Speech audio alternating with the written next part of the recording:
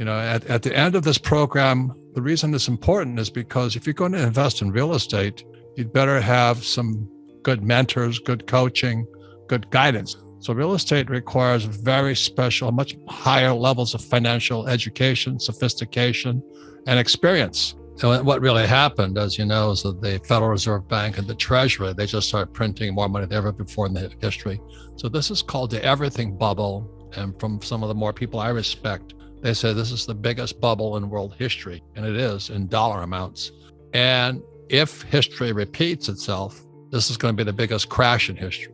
Now, for many people, it's going to be the worst thing ever happens to them. But for Kenny and me, it's the best time to buy more real estate after the crash.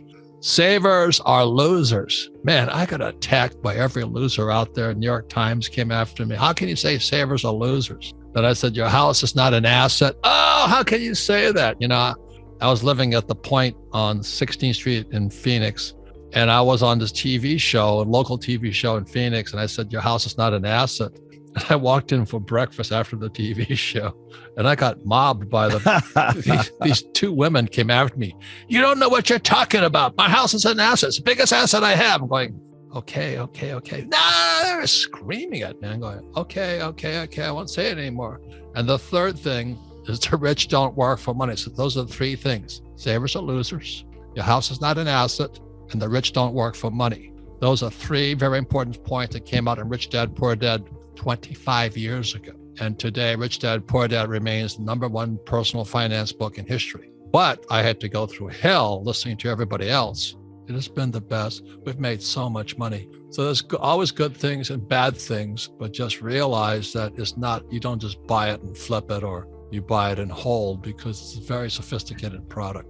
But we've seen guys do that. They go and buy a $20 million property, it crashes, or they can't manage it, and people vacate it.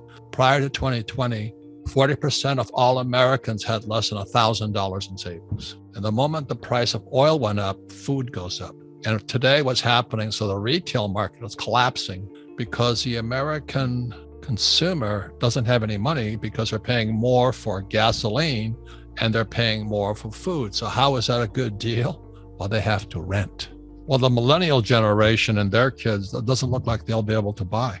And the problem is BlackRock and those guys, those big private equity guys, hedge funds came in, they bought all the single families up because they realized what Kenny and I realized, that it's really renting property is better than owning property. So remember what I said, savers are losers. The reason savers are losers, this is back 25 years ago in Rich Dad, Poor Dad, is what caused the bubble is because, especially after the 2020 election and COVID, they printed $10 trillion. I know.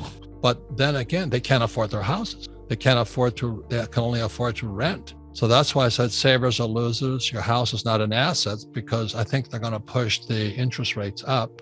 And a lot of people who just bought property recently, hoping the price will go up, because they're losers, because they listen to stupid people like my poor dad. You know what I mean? People who have no idea on money.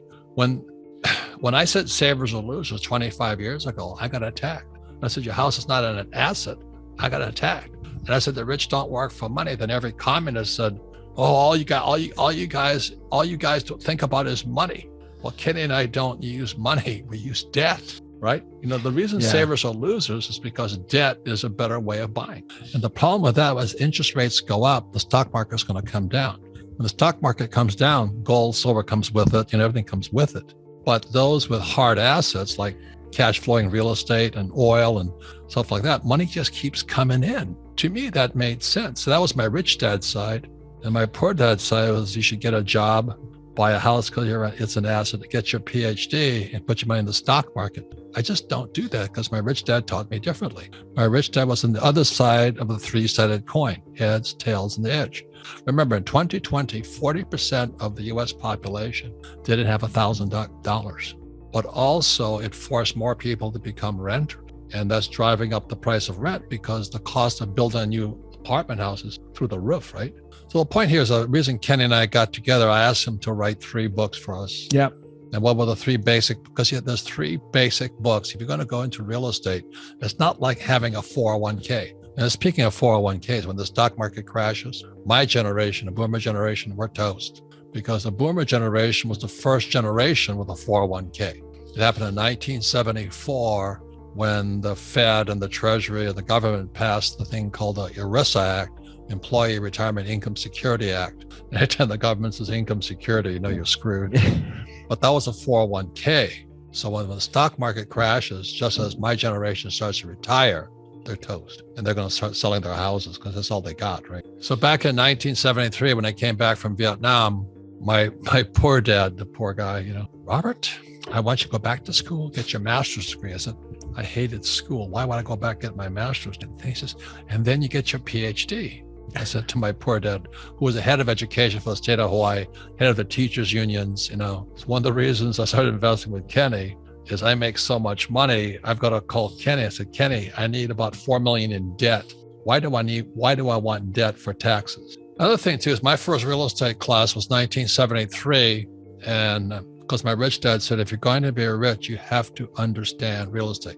The purpose of being an entrepreneur is to buy real estate, not to buy a house, but to buy real estate. So it was long before I met Ken. So I'm still in the Marine Corps. I just came back from Vietnam. And I took my first real estate course. And the instructor gave me the best advice of all. He's a real estate investor. He says, I want you to look at 100 properties and write 100 reports on why the things are bad. I was like, why did I do that?